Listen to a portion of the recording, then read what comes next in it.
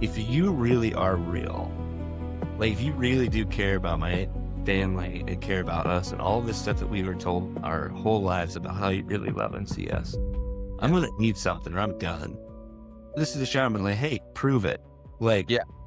everyone's told me my entire life, like, you're a God that loves and cares for me. I don't.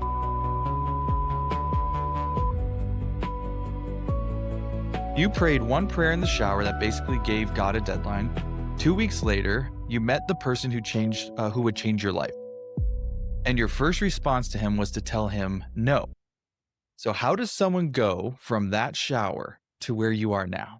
No, it's great. I think the person I was at that shower moment was a 21-year-old kid who was really grieving a lot of stuff that had happened in my life and a lot of uncertainty of the future. And so it's kind of desperation of God, if you even care, if you do see me, I need something.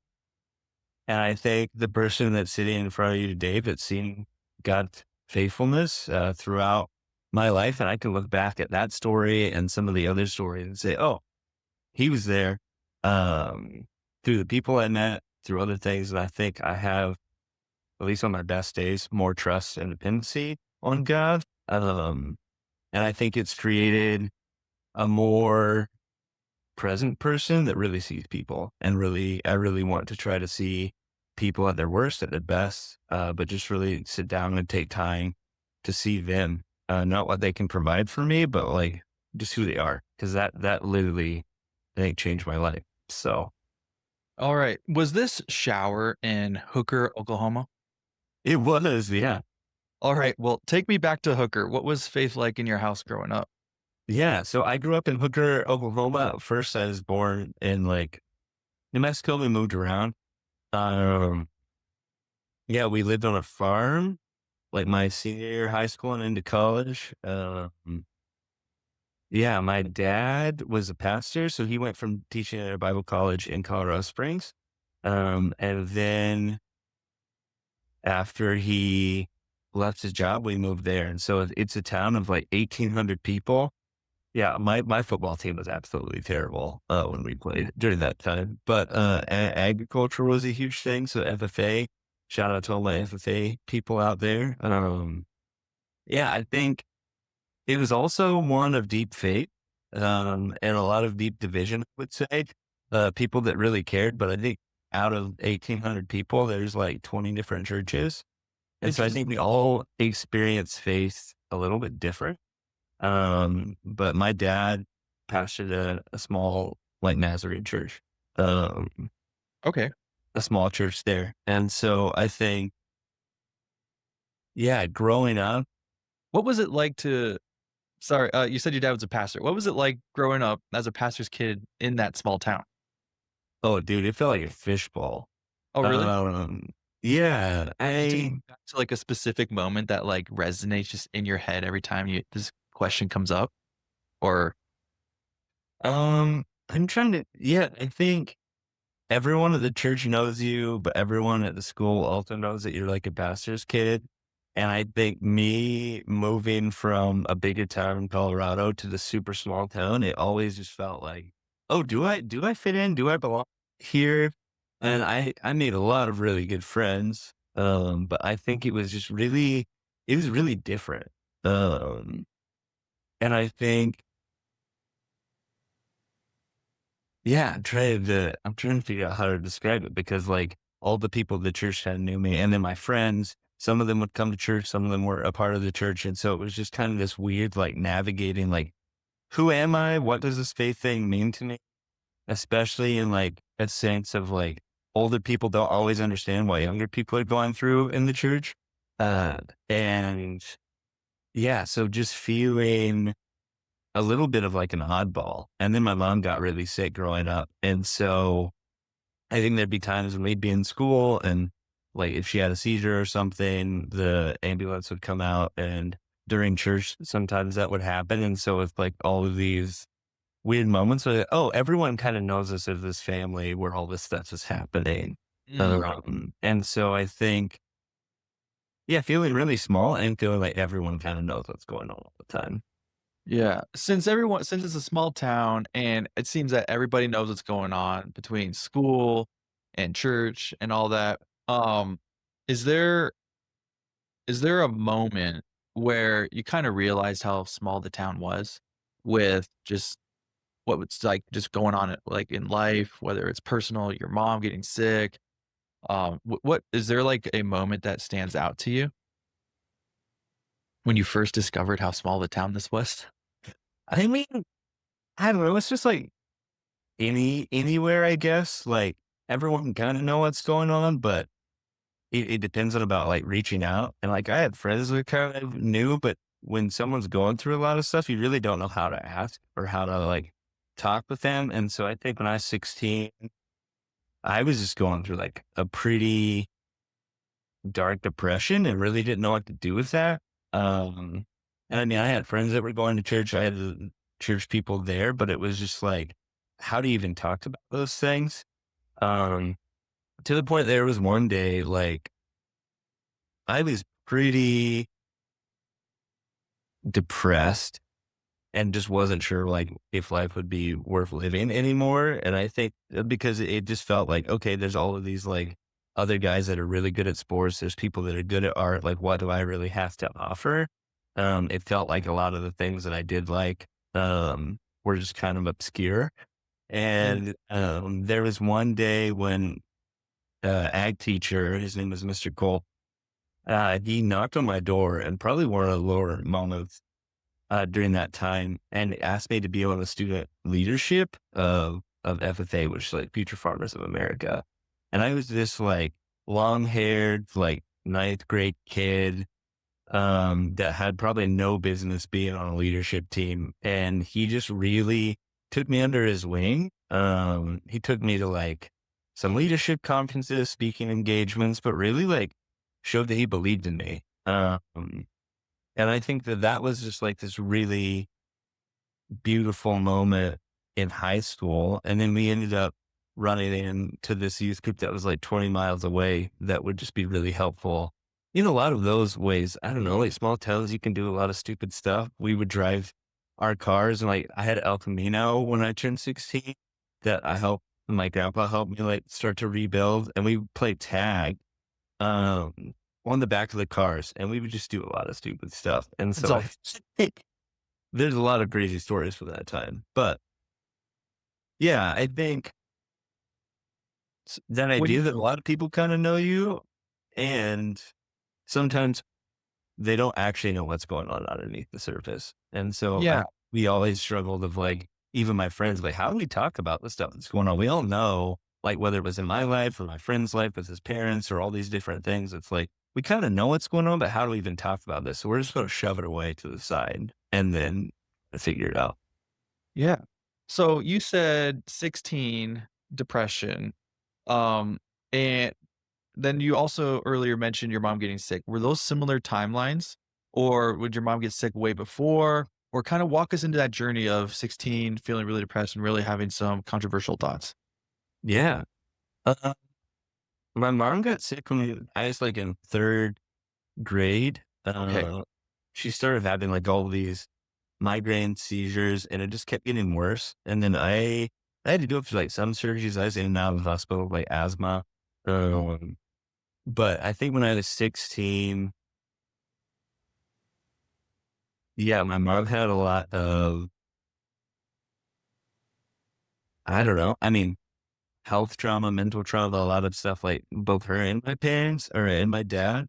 And I think they didn't know how to deal with it. And so she just kind of left for a bit. And I think during that, it was just navigating, okay, there's these people that have been so faithful to God and to caring for everyone in the church. And then all this stuff is happening to them. Mm, Um, and then when you get questions from the church of like, well, it must be something that they done, or maybe they don't love God as much, or just kind of feeling like, oh, it's my fault. If I'm off doing stupid stuff, then it must be I'm the reason that this stuff is happening to them. And so I think that, yeah, that depression of like, God, how do I deal with these things in life when I was promised that like if we loved you and if we really cared about you, that you would kind of take care of us. And so kind of navigating those theological realities, I guess. Yeah. So looking back, even on that point, like what did you see that you started believing about God in that part of your story? Was he not who he says he is because things aren't playing out the way that you were taught? Or kind of expand a little bit more, take us back to that moment where or those moments of developing your view of who God is at that young age. Yeah. Um,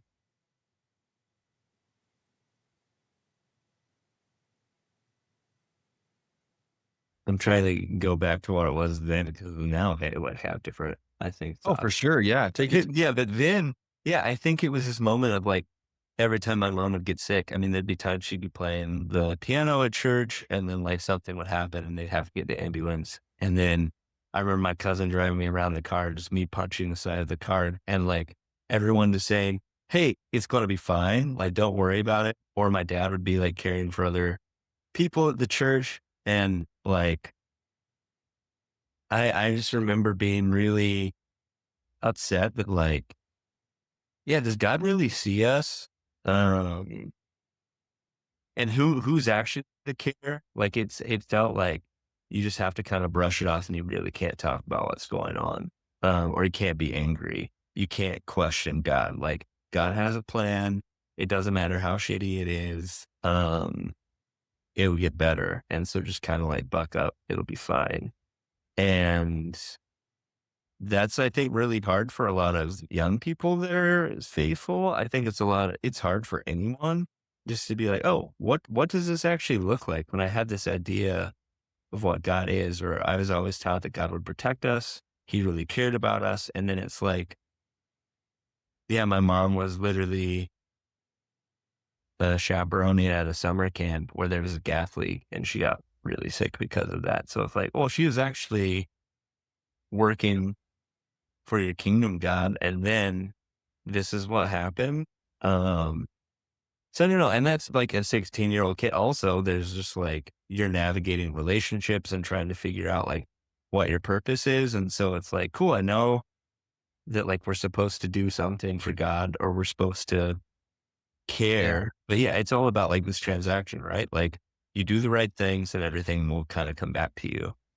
Yeah. Um, So from there, at that young age of 16 to we kind of open up this podcast with this shower moment where you had a brutally honest conversation. I find that interesting because you just said like kind of your early developmental thoughts was just like can't question God or and stuff. And so for you eventually got to like this raw moment of talking to him. How far after 16 was this? And can you walk us up to the shower point? yeah. Um, so that happened probably when I was 20 to 21. Um, yeah, I think throughout high school, I talked about like FFA and that being like a huge thing. And so I decided like, I was like, oh, I think I want to become an ag teacher because this person really changed my life and I want to like give back and help students. Something I didn't mention earlier is when I was a kid, I was at this church camp once and I felt God like called me to be a missionary and like to really pursue him. And like later on, I think when I was like 18, my mom told me when I was 5, I woke her up in the middle of the night and told her that I had this dream that God wanted me to be a missionary when I grew up and to a very specific place. And she was like, I was told not to tell you until like he came to me about that. And so I think for me, there was always this like big growth of like, God kind of feels close. And I know that there's this huge thing that I'm supposed to be doing, but Mm. where is like the connection in. And so, yeah, from 16 to 18, I had like ran into a couple of like youth groups that were pretty transformational as far as like feeling like I had a community, but still like navigating like, okay, what do we do with all of this? And then my senior year of high school, I decided, yeah, I want to go be an ag teacher. I got a full ride scholarship. And then in April of 2008, I started like getting really sick. Uh, and like my mom took me to the doctor a couple times. They thought it was fine, but eventually they discovered that it was a tumor that was growing. They were able to catch it pretty early on. It was Hodgkin's lymphoma, Mm. and that like rocked our family. It rocked me. And thankfully it was just like it was a surgery that took like 8 hours, and then I had like a couple of weeks of recovery and then had to go to doctor. But during that time, um,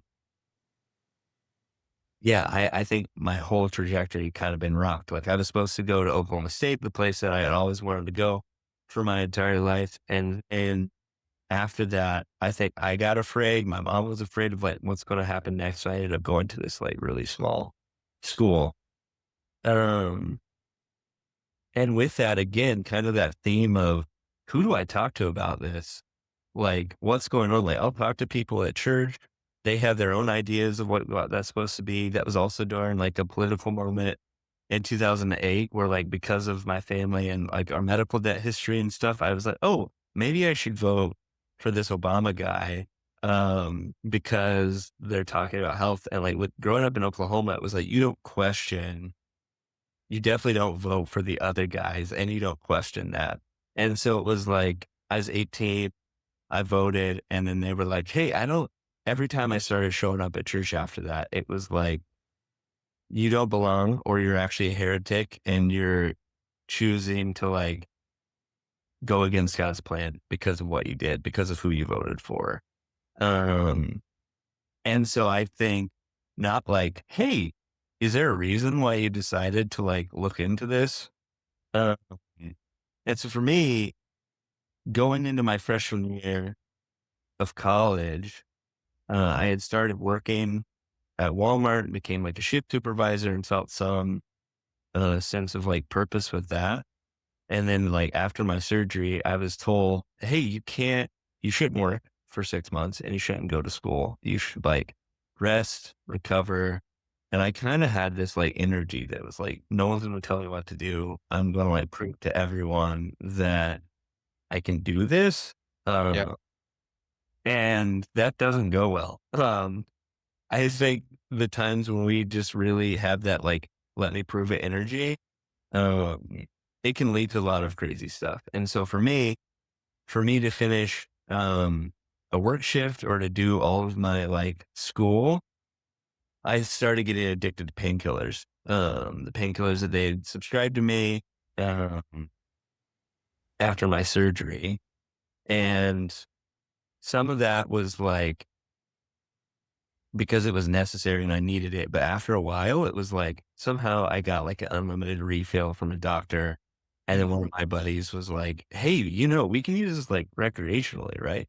And that kind of went down this whole path of like numbing.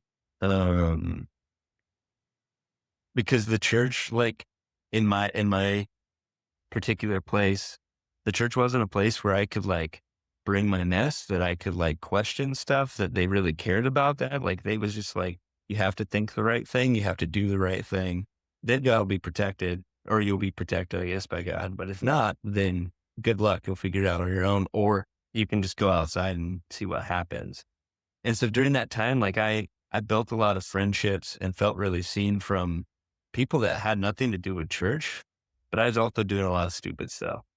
Um, to the Yeah. point like I failed my first year of college and I lost my scholarship. I felt like I was a huge disappointment to a lot of people that had like paid for my scholarship. There was a lot of stuff that was going on, which led to this moment. Like I moved back home. Um, yeah, I moved back home, and at that point, like I started working at GameStop with a friend, and like started liking that. Um, my parents had left a church and had like found a new place. And so I started going with them a little bit. I hadn't gone to church a lot, started going to them a church. And my dad got hired. And then because he didn't have certain like theology around like the charismatic stuff, Yeah. someone stood up in front of church and like they read a letter out that um was asking for my dad to resign in front of the entire church. So I wasn't there that morning. My mom came into my workplace and was like devastated. And that's when all of this stuff started happening. I was super pissed off. Like my parents finally found a place they really loved. They were caring for a lot of people. And then like, again, there was like this kind of closed mindedness Yeah. about having everything figured out and having it the right way that like did a lot of pain to Yeah. them and other people. And so for me being like 2021 at the time, I remember being at home and I was like, God, like every time we've tried to like follow what you want or care for people or whatever, something crazy happens. And I just remember, yeah, being in the shower, like, if you really are real, like if you really do care about my family and care about us and all this stuff that we were told our whole lives about how you really love and see us, I'm Yeah. gonna need something or I'm done. Yeah. Uh, yeah. And so I don't know. I felt like I definitely gave God an ultimatum in that way. Like I was just kind of like, So is this the shower moment? yeah, this is a shaman. Like, hey, prove it. Like Yeah. everyone's told me my entire life, like you're a God that loves and cares for me. I don't fucking see it. Like, show Yeah. me. Yeah. Um, Exactly. and so, sorry, do I need to use different language for that? No, no, there's a button I click that says whatever content's in there, and so I don't care, I'd rather capture a full story. Okay, So, use whatever words you think are that you wanna use. Go for okay. it. Yeah. And so I think in that moment, I was like, prove it. And I don't know, a couple weeks went by. It was one of those moments where you just don't think a lot about it. Like later on, it plays like a huge part, but I was just kind of like numb uh, to it. I like told my parents like, "Hey, I don't think I'm going to go to church for a while." They were like trying to figure out what church looked like for them, um, and try to find a place that they could just show up to. Yeah, And for me, at the little community college I ended up going to get my grades back up. They had like this organizational fair and I had to be there for work. But at one point I had a break and I was just walking around. Um, and there's this guy that saw the band bracelet I was wearing. I was like, hey, that seems pretty cool. Can you tell me about that band? And so I talked to him for, I don't know, like 5 minutes or something about how awesome this band Under Oath was. It was a metal band that I got super into. And yeah, he took a genuine interest in like this thing that a lot of people in my church world just didn't care about, right? And so I was just like, yeah, there's this band. I've loved them a lot. Like they've meant a lot to me. I just saw them on tour and we hit it off and like we're talking for a little bit. I was like, cool, like what do you do? Like, cause they didn't have a lot of like branding or anything. He's like, oh, well, like I'm a college pastor. Um, for this church down the road and we meet every Thursday night. Like, is this something that you'd want to be a part of? And I was like, absolutely not. Um, and use some more choice language with him, but I was like, dude, no thanks. And I just kind of went on a whole rant about the church and how they really don't care about people. And he was like, well, how about I just take you to coffee? Like, can I hear your story? And what did you expect how did you expect them to respond after the rattling instead of an invite for coffee to talk more? Especially after the history that you've seen with your parents and growing up, it's probably yeah, different from what you expected. yeah, so I guess what I told him was like, yeah, when he said that, I just like, "No fucking thanks." And I was just expecting him to like, yeah, kind of like put his hands up and be like, "Okay, cool, see you later." But he like just kinda like tilted his head and was like, "Oh, that's interesting. Like, I'd love to hear your story, man. Can we go get coffee?" And then I think that defense started to like, yeah, fall down a bit. And I was like, sure, I'll go get coffee with you, but I'm not going to your thing. Yeah. And he's like, cool. So we ended up going to a local coffee shop, and I don't know, he's like telling me a story, and I just like went for it. And I was really angry. And yeah, he would ask really good questions and then just like listen. And it was the first time, at least in this setting, that there have been like other youth pastors and stuff that just kind of like cared for me, had fun and whatever. But this is the first time when like it came to this theological thing of like, I don't think God sees me. All the stuff that's happened to my family. Like, I think I'm done. And him listening, and at the end was just like, dude, that's really heavy. That's hard. Can I pray for you? Yeah. And not, hey, can go to church and we'll figure this out. It was like, hey, can I pray for you? And so he prayed for me. And it was this like beautiful like moment where God like met me there with him. Um and after that I still didn't go to his uh Thursday night thing for a while. But what I did do is I would call him and I'd show up at his office in the morning before I'd go to class or before I'd go to work. And then we would read scripture together. He would like hear me rant about all sorts of stuff. And then he would tell me what he thought and like his background. And then we would like sometimes debate and have disagreements, but it was like, I knew that I could just show up just as I was. And like, he would, yeah. And he would also show up as he was. And in Yeah. that, like, I think God started doing something within my life. So Yeah. you're both, so you loved how you can like show up as you were and he was. And so is that what really like drew you in? So you didn't show up to the Thursday nights, but you're like, I'm willing to sit down with him. And I think it all started with him just acknowledging where you were at.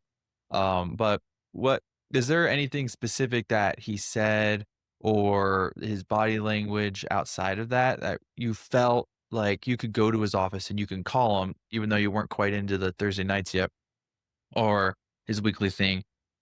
Is there something like what is there something in those early days with them that you're like, or it could have just been like that coffee where he just felt like a safe person, where what made you lean into something's a little bit different about him compared to other Christians and other church people that made you wanna at least connect with him about asking these hard questions that you had and you're wrestling?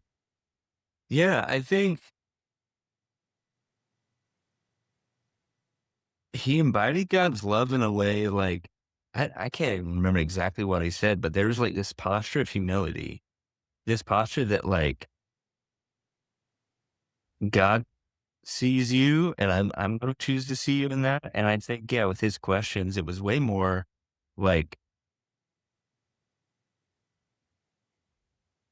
yeah, not that he necessarily apologized or had the right ways, but it was just that he cared.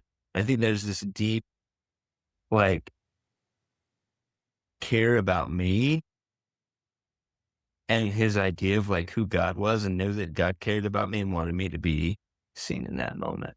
Um, and yeah, especially when I'd go to his office, I think there was some of that of, like, he wanted to remind me, like, who God saw me as, who God has always saw me as, and, like, yeah, I guess we just started, like, studying together, and eventually, he never broached it, but, like, I went to him and I was like, "Hey, I actually wanna try this, like, Thursday night thing." Mhm. Um And it was funny because it was only like, I don't know, five people or something. It wasn't like this massive deal. It was just like 5 people hanging out in this old, college room. And then he had us over to dinner. We got to hang out and start praying together. That was like this massive change and shift, um, in that. Yeah. So he started showing up at his office every day. You started going to Thursday nights, and then you got baptized when you were little. And was it through this meeting with him on his office hours or just at his office, going to Thursday nights that you eventually decided to pursue like a relationship with God again, getting baptized again, and tell us a little bit about getting into that part of your life where you got baptized again. Yeah, I think yeah, I was going to his office almost every day. Would go to Thursday nights. I started going to his church. Um, and I remember like he and I talked about it. I talked with my family. My family was like definitely of the mindset of like, hey, you were baptized as a kid. And it seemed like you really cared. And I knew like when I was a kid, like when I got baptized, like I knew what I was doing. I was like really into it. But there was something about like meeting with his pastor that I was like, oh, yeah, like I want to like, I don't know if the word's like reconnect or just to say like, hey, Yeah. you've been faithful even when I haven't been able to see it. And I want to like make this like declaration that I'm in. Like Yeah. all of this other stuff, like still trying to figure it out, but at least like I want to say like I'm trusting you. Like I gave you this ultimatum and you met me through this person. And so I'm gonna say, hey, I'm choosing to like do this for real again. Yeah. Yeah. All right. And so you put here that you grew up Nazarene and he was Southern Baptist. And so those two were conflicting. So even so this is where I think it's very something very interesting that stands out within this story is you kind of have these two very polar Baptist Nazarene, yet he was able to look past that and just look and see you. Is Yeah. that something that uh, uh, there's a lesson here to be learned with really no matter where you're at, like, can people feel like the love of Jesus through the way you interact with people, no matter how different like backgrounds you have, especially with like theology or church world. And so uh was Nathan the one to actually even baptize you as well? Yeah, he was. Okay, and so Nazarene Baptist, plenty. I bet there's some great conversations that sparked up in these office hours with each other and everything. Um, but I want to say that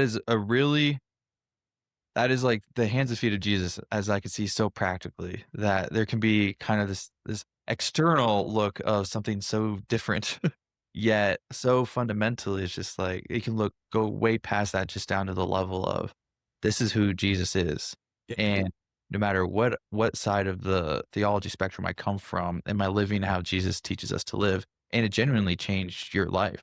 It brought you were able to wrestle with him, you were able to talk about the scriptures and work through that to the point where he even baptized you as well, and I think that is so powerful in your story of how just I'm trying to wrap my head around that because 'cause I'm like, I can't imagine even acting that way. I think human instinct for me would be to be like, "Well, okay, well, you let's fix your theology first," you Yeah. know? And we need this reminder of we don't need to fix the way we think first over, like, can someone experience God's love? That's what it's about. It's not about what we're thinking. It's about, like, in a sense, and so I just wanna shout out Nathan. That is, he just challenging me as I'm sitting here listening to the story. I'm like, I gotta be more like this guy. Yeah. And I think that informed the way that I do ministry, but especially just to give context for listeners that might not know, but yeah, like the Nazarene and like Baptist divide. I had already said like growing up in my town, it was like 1,800 people, but there's like 20 churches. And so I think especially in more Christian places, like our theology, our doctrines can become the God. But I think especially in this instance, like I grew up, like I wasn't allowed to go to like Baptist youth groups because, well, they believe once saved, always saved, and we believe this. And then there would always be differences and different things. And other people were told that they couldn't come to our church because of whatever reason. And Yeah, so, yeah, I think for Nathan to extend that, especially the more that he knew about my story, like we've definitely like talked about theology and doctrine and scripture and what he thought and like what I thought and all of that. But I think at the end of the day, he was able to check some of those things and say, oh, this is a person that's deeply loved by God in front of me. And even when like his superiors may have been or were more intense about, um, doctrine and different things. I think he was able to set that aside. And I think one of the most beautiful things, like you said, with Jesus is like when he called people to follow him, like his 12 disciples were all across the map. Um, Politically, like theologically, like all of them were coming from different backgrounds. And I think he had a very unique way of bringing them together and seeing them and welcoming them to follow him. And I think that so many times we tend to make these smaller things so important that it like creates a wall in front of the people that we're with instead of building a bigger table where people can eat together, can get to know one another. And I think that, yeah, his act of hospitality, Nathan's act of hospitality, just welcoming me to coffee, um, it really changed my life. And I know that may not sound like that, but I think growing up in an environment where it's always about like, well, do you think the right things? Do you have the right, like whatever it is? I think it really showed that God doesn't care about that as much. It's not about what you can produce or do. Um, Absolutely. And so you said it affects, your ministry, like, today, and so you're currently in Maastricht, so that was the shower, that was you wrestling with your faith, that was you finding Jesus, getting baptized, and then there was obviously a big journey, but I wanna dive into kind of where you're at now in, Maastricht, and so can you lay out how the Maastricht door actually opened? And then we'll get into that, how your interactions with Nathan and stuff, it really affects how you do ministry now and see people. But let's talk that like story a little bit to like how did the Maastricht door open? How did you get into where you're currently at? Because going from the States to Europe, go for it. yeah. Oh man. So much happened. Yeah. After my baptism, I got invited to go to Africa. Um, on a short-term mission trip, and through that, got connected to this place where I ended up getting my degree at university, my marketing degree, and then went to Bangladesh. Lived there for a couple of months, and it was all just because, yeah, this conversation and friendship with Nathan that opened up some doors. And it wasn't even a Baptist church; it was like uh, a different thing. And so I think, yeah, again, meeting through people. So Getting my degree, I and know. then, I started working for a cell phone company, and then I got invited to do an internship at a big church in Colorado. And through that, had a lot of mentors, that really shaped the way I did ministry. Got to do kids ministry, middle school and high school ministry. And then during that time, there was a student that went to this church that came and studied at Maastricht, Netherlands, at UN. And during that time, she said that she really struggled, like finding a good faith community and a good connection where she could really wrestle with like what it looks like to be overseas in a place far from home and still like have a place to navigate her faith. And so she came back and one Sunday morning heard about Globalscope, which is the organization that we work for now, and was like, "Hey, I think something needs to happen here."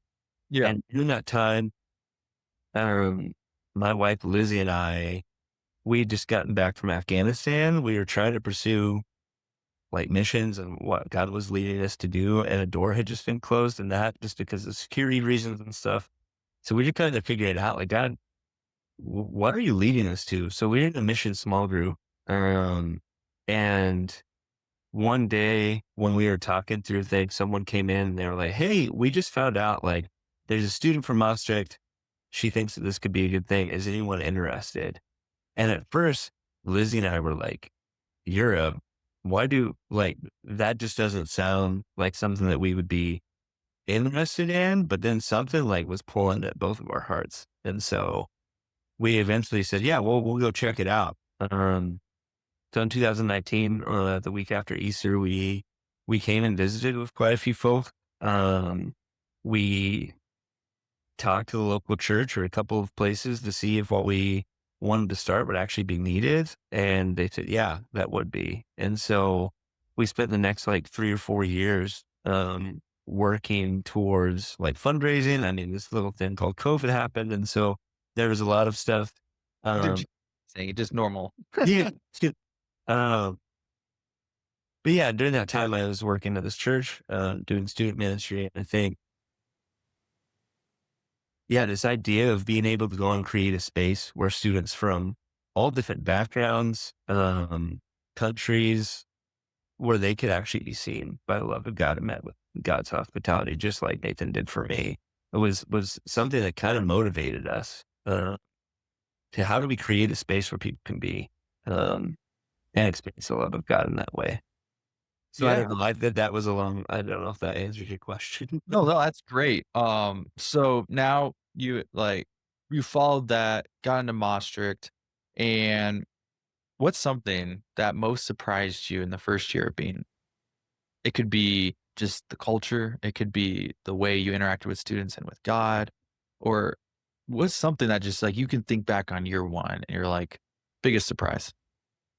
Yeah, I think before we left, one of my mentors said, "Hey, you're not going to bring Jesus anywhere. Like God is already living and active, and so look for people of peace. Look for like the way that God is already interacted in the world, and see where the help is needed." And so for us, it was actually like talking about a surprise. Like we got here, and then our residency permits got rejected because of technicality, so we couldn't start working for like a year while all that was getting figured out. And so during that time, it was like trying to figure out one, God, is this really what you want us to do? And we all felt like it was. And so I think for us, it was how do we build relationships and collaborate with the people, the churches that have already been here. And so we started connecting, helping out wherever we could. Um, and I think that that shaped a lot of what we are today. Like, I think if we didn't have that year of figuring stuff out, if we would have just came, I think we would have just built something that we were always a part of and knew how to do. And it wouldn't have looked as collaborative as it does. And I think what was really surprising is there was two sisters, like Catholic sisters, two nuns that were working here, and they invited us for tea one day. And they asked if we could pray together, pray for the students at Maastricht, pray for God to do work. And that like blew my mind. Cause again, growing up where I did, like Catholics were like, you don't, you don't do that. Our Catholic, even Christian was kind of like the theme that would come up a lot growing up. And so for these two people to like welcome us into our home, their home, to pray with us, like we started building a big connection with them and some other churches, like to really open up their homes to us with hospitality. They really shaped a lot of cool things. And so I think that, at least for me in the first year, um, was huge. And then I think, especially here, it challenged me and my own insecurities of we're not going to do anything perfect, like language learning, all of these things. It's like it has to be a trust and, and an exercise in humility. Like there's going to be times when you mess up. There's going to be times when you say the wrong thing. There's going to be times when people don't understand you or misunderstand you, and vice versa. Yeah. And I think learning to continue to trust what God's called us to do and to kind of figure it out step by step instead of all having it all figured out at once was really important. Yeah. Um, One of the things in your that you wrote down before this conversation in Netherlands and the way you do things is I am not going to pronounce this right, but it looks like you wrote Thuis talks or like Thuis talks. yeah, And can you one explain what that is? Um, and explain what it is, and we'll go from there. yeah. So it's pronounced Taos. Taos. I wasn't even close. Um, you're good. I think for us as a team, um, when we were trying to figure out what we were going to name our ministry, we went through a lot of things, whether it was English or with Dutch. And after like talking to a lot of people, we kind of landed on this word, which means at home. And so Taos is a home away from home for university students. Um, and that's kind of like our tagline. And we want to be a place where people can create lasting friendships, explore faith, and share their talents and abilities with Maastricht in the world. Yeah. Um, but yeah, so Taos Talks, it basically is a night where we have a dinner, where we have a meal together. Um, and then afterwards, we usually share either a parable or a story about Jesus, and share scripture. And basically, we have people that are welcome from all different backgrounds and beliefs. We have atheists, we have Christians, we have non-Christians, we have people from all over the spectrum. And so we felt really strongly as a team that we wanted to create a space where people could just interact with scripture in that way. Um, One of the team members will usually have like a story that connects to our life, and then we just read scripture. We have questions, and then we have some applications. So no matter where people are coming, there's always something that they can take with them to interact. And that has just been a really beautiful thing. Like, I think when we first started, we were like, how is this going to work when you get people with different ideologies coming into a place? But what we've seen is if we can create, and we worked really hard to create an environment where we can actually see through our differences, where we can actually, just like what Nathan did with me, like, how do I see what's behind the questions, what's behind the experiences? And instead of saying, oh, you have it wrong, like, what if God can meet you there? Um, and Yeah. so I think that through that, we've been able to see a lot of really cool things happen and really cool communities starting to form. And I love it. Can you take us to one of those cool moments? Do you have a story from one of those cool moments from one of these talks? Um,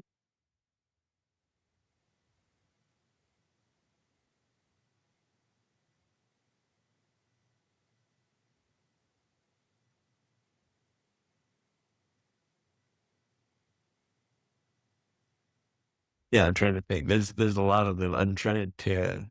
Um, well, there's one story. There's a guy. I'm trying to figure out how much I want to talk about some people's stories. But yeah, we've seen God really meet people that are really Or you like, could do kind of like a highlight reel. Instead of one giant story, you can say, we've had moments where this happened or that happened, or kind of just what is it when someone, if you were talking to somebody on the street and you're like, hey, and then someone asks you like, well, what has like happened there that makes you so excited about this? yeah, Why come? okay. So yeah, I guess I'll share a couple ones. There was one where Lizzie was talking about the story when Jesus falls asleep with his disciples in the middle of the storm. And there was someone from Eastern Europe was like, well, that's ridiculous. Um, and I think that it turned in, or like, yeah, the conversation kind of went into like, how is that even possible? Like physically possible, all this stuff with like Jesus calming the storm and all that. And then it got into not just the scientific stuff, but just broke out into this really beautiful thing where people started talking about like what it means to trust and like times that we have failed our friends. And times that like we could like learn to be more open with the experience of others. And I think like we got home that night and Lizzie's just like stuff felt electric. Like she was leading the conversation that night. And I think we were all really nervous of like, what does it look like to share some of these more wild stories? And for people that are coming with like no faith frameworks, like how are they going to interact with that? Like, I think for me, there was one where I taught about Jesus and the demoniac, where like the thousands of demons go into the pigs and they like fly off the cliff. And I don't know, we talked about depression and what it looks like when our name seems to be different from the name that God calls us. And I think for me, I was really nervous to tell that story because it's like, man, if I've never been to church before, or even if I have been to church before, I'm reading the story, like, what's going to happen? And we had a student um, who was atheist that said, like, just had some really great questions.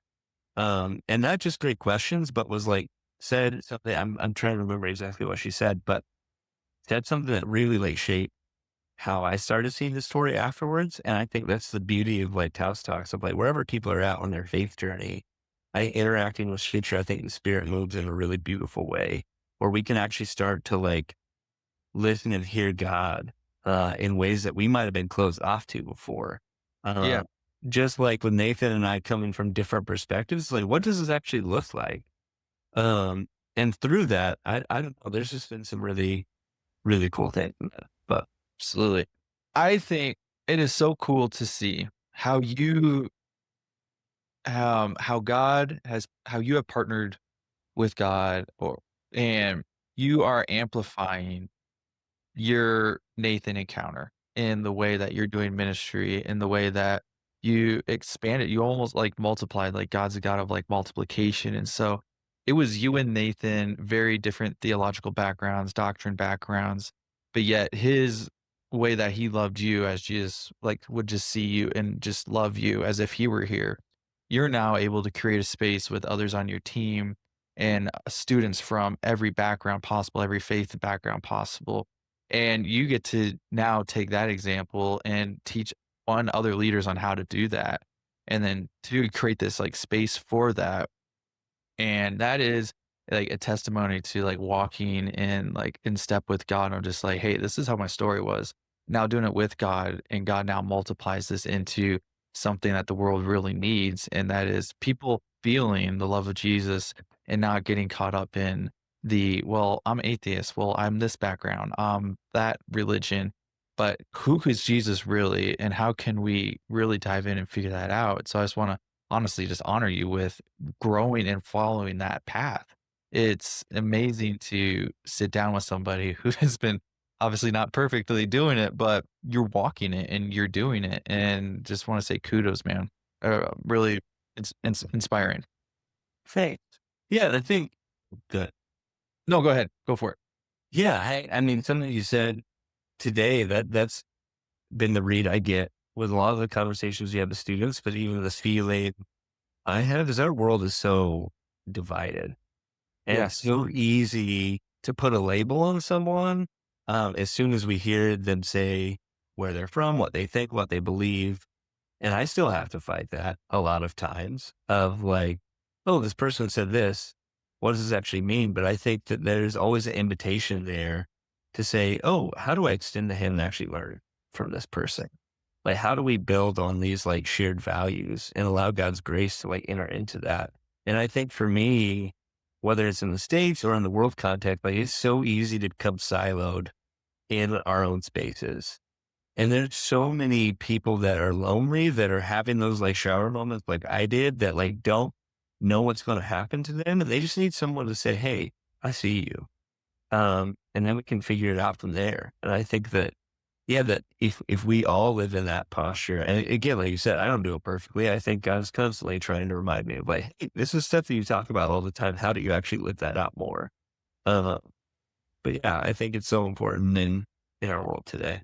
Yeah. And so you just kind of said what I wanted to kind of ask is, y- uh, for the people in that shower moment in their life, it's like you said you would want them to hear God sees you. Is that, did I just quote that right?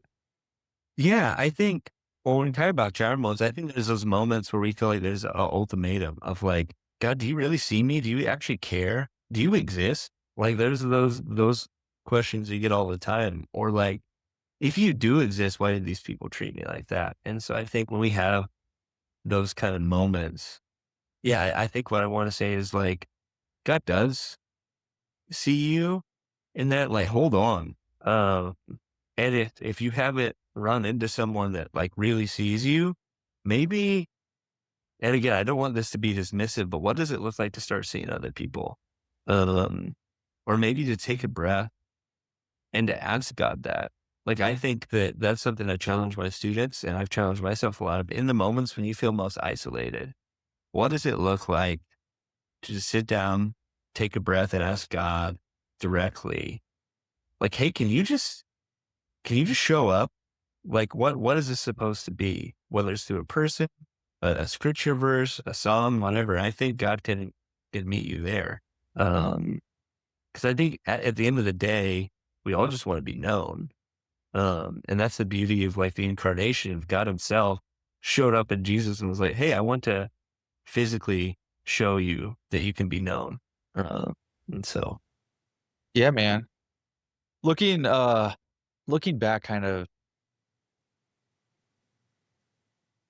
I don't wanna breeze by actually what you just said because it's so powerful, so I wanna kinda sit in that for a second. Um, but it prompted me to think of, like, you saying this about even when like, before there was Nathan, you had, how would you have, like, God show up just like you said, just sit with him. It's like, say you don't have Nathan in your life yet, for that person listening to this, it's just like, "Hey, if Nathan's not there yet, just do what you just said and just have God just ask God to show up, and he will, but then also open your eyes and pay attention, look around a little bit." And speaking of, like, looking around, when you're looking back kind of at the story that we just kinda unlaid and just laid out on the table here, where do you think where do you think God was in those moments where you couldn't see him, even though it was just like he was there at the time in that moment, now looking back? yeah, I think sometimes you don't give kindness and compassion like enough credit.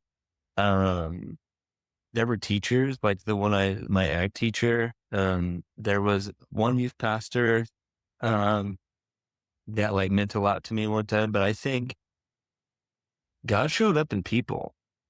People that were kind, people that like gave me a chance, people that asked me just normal questions, even before Nathan. Like Nathan was a huge pillar in like my ministry journey. But I think whether you're a teacher or a doctor or someone at like a coffee shop, like one of my favorite stories is I think when I was like 13, I went into a Starbucks in Enid, Oklahoma. It was the first Starbucks I'd ever been into. And they like asked me what my name was so they could write it down on a cup. And like, and then she smiled and like was asking me some questions. And so I think like no matter what you're working, what area you're working in, I think like simply getting to know people can actually like shape a lot of things. Like being compassionate and kind, um, actually can allow someone to be seen that day. And it feels really like it doesn't feel like there's a lot to it, but I think the simplest things have the deepest impact, and I think they can be the hardest things to practice, especially when we have our own stuff going on. But Yeah, look for the like God's in the simple things as much as he's in the big, complicated or crazy, complex looking things. I love that. Um, What is so we're gonna land this episode, and if you've been catching up on the recent ones, I end every episode, and I'll write it down on the paper afterwards.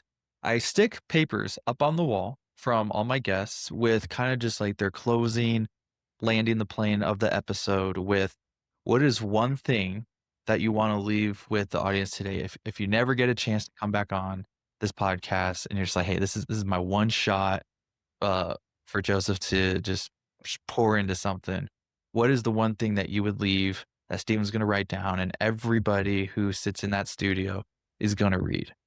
It sounds like a lot of pressure, but just looking over the story, the quickest thing that the Holy Spirit or your mind just jumps straight to, what is that?